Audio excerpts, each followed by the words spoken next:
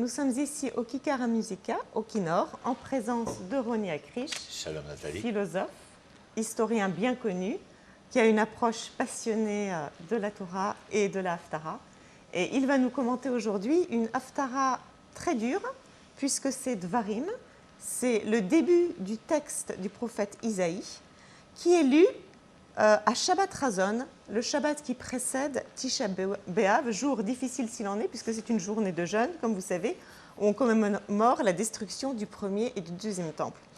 Et cette Haftara est particulièrement cruelle, plus que dure, à l'égard du peuple, puisqu'il est accusé de tous les maux d'un comportement totalement fautif et destructeur. Il est comparé à un corps où il ne reste rien qui soit encore sain. Depuis la plante des pieds jusqu'à la tête, il n'y a plus un endroit sain. Tout est blessure, contusion et plaie ouverte. C'est donc la vision d'Isaïe qui est très négative par rapport au peuple. Alors, je voulais savoir, Roni, comment tu vois cette Haftara et quel est l'état réel du peuple, en fait? Disons déjà de prime abord que la vision de Yeshayahu est celle de Yirmiyahu. Yirmiyahu est ultérieur. Yeshayahu se préoccupe énormément des individus, quand on verra dans le texte de Yirmiyahu une préoccupation nationale. Donc, l'altercation de Yeshayahu est avec les individus en tant que tels. Tu veux dire les individus en opposition au peuple ou les individus oui, les individus, c'est-à-dire de venir et de ne pas mettre en cause un pouvoir, qu'il soit sacerdotal, politique ou autre, général. La responsabilité mais la responsabilité individuelle. À savoir que le peuple est non seulement une entité à part entière, mais qu'il est aussi le composite de cet ensemble de particuliers. Et ce sont les particuliers qui sont mis en accusation dans le Chazon Yeshayahu. Chazon qui veut dire la vision de Yeshayahu. Vous savez que... Ils sont accusés de quoi, quand même? Enfin, je veux dire, de quoi exactement? Déjà, la volonté d'ouvrir... Pourquoi le tableau est-il aussi noir? Mais parce qu'il se situe à une époque, l'un des rois sous lequel il va prophétiser, c'est Ézéchias, Chizkiyahu, avant qu'il ne soit, agressé par Sanchériv et les Assyriens, qui vont mettre le siège devant Jérusalem. Mais auparavant, déjà, il est surtout contrefait par le grand-père de Chizkiyahu, avec lequel il travaille et prophétise, Uzziya. Uzziya est un homme qui va quand même remettre sur les rails le royaume de Judée. Je vous rappelle que nous sommes dans le royaume de Judée. Le royaume d'Israël touche à sa fin, au nord. Et il est face à Uzziya, qui, tout grand roi qu'il sera, par les conquêtes, par le plan économique et social, va redorer un peu la situation quotidienne des enfants d'Israël. Eh bien, cela ne lui suffira point, et nous verrons Uzziya aspirer à devenir également grand prêtre en dehors de roi. Ce phénomène-là, où le pouvoir politique veut s'arroger le droit du pouvoir sacerdotal et, contrarie le prophète de manière évidente. D'ailleurs, Uzziya sera atteint par une maladie dermatologique. Certains disent la lèpre, mais en tout cas, il sera obligé de quitter le pouvoir et d'être remplacé par son jeune premier. Mais en tout cas, voilà, la situation est une situation où même ce pouvoir, qui était à même de faire valoir le mieux et le meilleur, s'avère tout à fait délétère et mal à propos concernant le devenir auquel aspirent les prophètes d'Israël, et en particulier Isaïe. Donc, situation catastrophique pour le peuple, situation sociale catastrophique. Non, situation sociale économique qui est pour le mieux, mais les conséquences de ce bien-être sont simplement vues à travers le bien d'avoir. Mais où les êtres que va accuser Isaïe sont en porte-à-faux avec le bien d'avoir qui aurait dû les amener à pouvoir se concentrer non plus sur l'avoir seul, mais essayer de donner un sens à cet avoir. Donc en fait, la situation économique les a un petit peu dévoyés et ils ont apparemment oublié qu'il y avait Absolument. Et le texte ici un objectif spirituel. est significatif. Ouais. Et ce qui est surprenant là, c'est qu'ils continuent quand même à rendre un culte, puisque l'Éternel ne veut plus de leur culte. Alors on peut se dire, mais c'est ce qui leur reste, ils rendent un culte, ils font ce qui leur rapproche encore de la religion. Et pourtant, que dit l'Éternel? Quel besoin ai-je de la multitude de vos sacrifices? Je suis rassasié de vos holocaustes de béliers et de la graisse de vos bêtes gavées, le sang des taureaux, des moutons et des boucs, je n'en veux point. Alors là, on ne peut pas être plus clair. Ce que je disais à l'instant, l'Éternel Nathalie. n'a aucun intérêt ni au sacrifice. Alors déjà, ça nous permet de nous demander quelle est la valeur d'un sacrifice animal. Déjà, les sacrifices humains, on sait que Dieu n'en veut pas, mais les sacrifices animaux, en lisant ce passage, on peut vraiment se demander si l'Éternel a un jour voulu des sacrifices animaux. C'est une autre question, mais ce n'est pas notre sujet. Mais en tout état de cause, la question est à bon escient, que vous le sachiez. Et en tout cas, il y a ici un fait indéniable. Le refus de l'Éternel de les voir se pavaner dans l'offrande au temple. Parce qu'ils ont retiré une certaine satisfaction égoïste, Mais personnelle parce que nous sommes dans ce que j'expliquais précédemment. Le bien d'avoir. Et donc ils pensent que même ce que j'appellerais le bien-être entre l'Éternel et les hommes, et Israël, ne pourrait s'entendre et se comprendre qu'à travers l'offrande.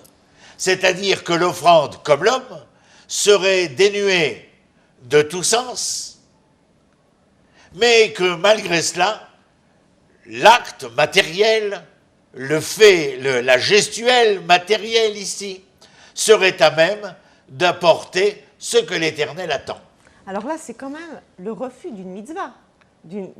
Parce que ces offrandes, ce sont quand même des mitzvot.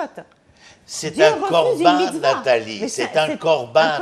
Korban, vous pouvez. Le korban est une mitzvah. Mais lorsque le korban est lu et entendu. Donc l'intention de la mitzvah est plus importante ici que la mitzvah. Elle aurait dû l'être. Korban a pour racine karov. Ce que demande l'Éternel à celui qui amène une offrande, c'est parce que l'offrande est représentative, simplement représentative. Mais que le personnage ici, qui devrait être mis, en reflet, est le personnage qui amène cette offrande parce qu'il se sent au plus proche de qui? De l'Éternel, pas seulement, du projet de l'Éternel, certainement. Tu comprends? Et il y a donc un porte-à-faux ici. Et où l'Éternel leur dit, même un peu plus loin, tu pourras le lire dans ton texte, levez les mains et implorez-moi, priez. Que leur dit-il? Je n'entends pas. Je n'écoute pas. Oui, vous savez pourquoi? C'est curieux. Mais non, ça nous rappelle tout simplement Yom Kippour. Yom Kippour, lorsque vous rentrez en jeûnant, pour essayer de contrir votre corps et implorer l'Éternel de sa mansuétude, de sa gratitude, de son pardon. Vous auriez dû auparavant, dit le traité de Yoma du Talmud de Babylone, avoir été capable d'être la mansuétude, la gratitude et le pardon vis-à-vis des visages de manière lévinassienne que vous auriez pu rencontrer et contrefaire, mal à propos, même inconsciemment. Or, ce n'est point le cas. Vous vous rendez dans ma demeure alors que vous êtes des impies dans l'incapacité qui fut la vôtre de pouvoir établir dans le lieu que j'ai choisi cet équilibre au sein même du peuple, au sein même de la nation que je vous ai demandé d'être et de devenir comme reflet pour l'ensemble des nations de ce que l'Éternel voulait voir, entendre, comprendre et auquel aspirait l'Éternel à travers vous. Oui, ça va même plus loin parce que là, on a vu qu'il refusait donc ces holocaustes qui sont présentés d'une manière, sans véritable quête spirituelle. Il va même jusqu'aux mois et aux fêtes, qui sont également des mitzvot. Vos nouveaux mois et vos fêtes, mon âme les a en horreur. Oui. Ils me sont à charge. Il ne semble Tout est pas lié, vouloir Nathalie, absolument. que les Hébreux Arrête, respectent mais bien leurs sûr, propres fêtes. si faire Shabbat, fêter la Néoménie, c'est-à-dire Rosh Chodesh, aller à Pessah manger de la galette et à Kippour jouer les contries comme dans une mauvaise pièce de Molière, ça intéresse qui? De voir ces espèces... Ça n'intéresse pas Dieu, en fait. Et chez Isaïe, il y a un refus foncier de voir le projet divin qui n'est surtout pas cultuel, surtout pas religieux, mais qui est d'abord et avant tout un projet de société humaine. Voir ces marionnettes-là, ces hypocrites, ces malandrins-là, vouloir faire valoir ce qu'ils ne sont pas. Vous savez à quoi je pense, Nathalie? À Tartuffe. Alors là, vraiment, c'est très intéressant, là, parce que, effectivement, tu as dit projet religieux, surtout pas. Projet social, en tout cas, on a l'impression que oui. On a l'impression qu'il y a même une prise de position. Mais lisons-le. Parce qu'on peut lire là. Apprenez à faire le bien, d'accord, ça reste très vague. Narod, Mais ensuite, c'est précisé. Recherchez la justice. Soutenez l'opprimé. Faites droit à l'orphelin. Défendez la cause de la veuve. Alors là, on a un projet socialiste. Ben absolument, vous avez un autre C'est donc pas un chapitre. projet religieux, c'est un projet socialiste. Ne dites pas socialiste parce que vous le salissez encore. Dites un projet divin. Un projet social. Un projet sociétal divin concernant le devenir de l'humanité. Au chapitre 58, l'Haftara que nous lisons à Yom Kippour, c'est exactement le même principe, le même processus discursif. Et nous rentrons à la Beth Knesset. Au moment de l'Haftara, c'est le moment où nous allons respirer un peu des parfums, où nous oublions que la Beth Knesset était qui écoute la Haftara, comprend la Haftara, entend la Haftara, le chapitre 58 que nous lisons à Kippour, pour mieux comprendre le chapitre 1 de Chazon Yeshaya, la veille de Tisha B'Av, vous l'avez dit, bien avant que la destruction n'ait lieu. Je vous demandais, avant la destruction, tout simplement, de vous construire. Simplement, de vous construire. Alors là, c'est quand même curieux que cette Haftara soit lue juste avant Tisha B'Av, qui donc représente l'anniversaire de la destruction du premier et du deuxième temple, c'est-à-dire de tout ce que le peuple hébreu a construit de plus grand et de plus beau.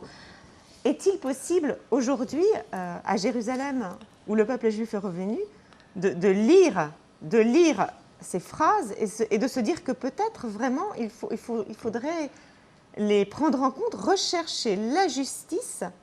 Il faut que nos autorités... Soutenez l'opprimé. On a quand même... je ne voudrais pas faire de la politique, Nathalie, mais... il faut justement, si, nos autorités politiques, mais nos autorités spirituelles. Mais les autorités politiques aussi devraient peut-être se souvenir qu'il faudrait réduire les inégalités. À tous les niveaux, politiques, social, économiques, militaires, mais surtout spirituels. C'est ce que fera Yirmiyahu. Yirmiyahu ne va pas les supporter longtemps. Que vous êtes comme chez Echa, au chapitre 6. Ma'ashem de Reshmimra, qu'est-ce que l'Éternel exige de toi? L'amour, la justice, le droit. C'est ce que te demande. D'établir une société où l'ordonnance sociétale serait la plus équilibrée possible, car c'est dans cet équilibre-là que nous pouvons entendre les lendemains qui chanteront. Est-ce qu'on peut dire que les premiers et deuxièmes temples ont été détruits parce que la justice n'a pas été respectée et que les plus opprimés de la société ont été délaissés? La première injustice a été que dans le désert, qui est l'origine de Tisha B'Av, et non pas la destruction du temple. Ça aussi, c'est une litanie. Je laisserai les mots de côté. C'est parce qu'on a pleuré dans une nuit où nous ne devions pas pleurer, c'est que nous avons été injustes avec ce qui était juste pour nous, que nous aurons des nuits où nous pleurons. Merci beaucoup, Roni, pour ces bientôt. explications et pour cette passion par rapport à une Haftara très forte et très dure. Et on se retrouve très bientôt pour une prochaine Haftara.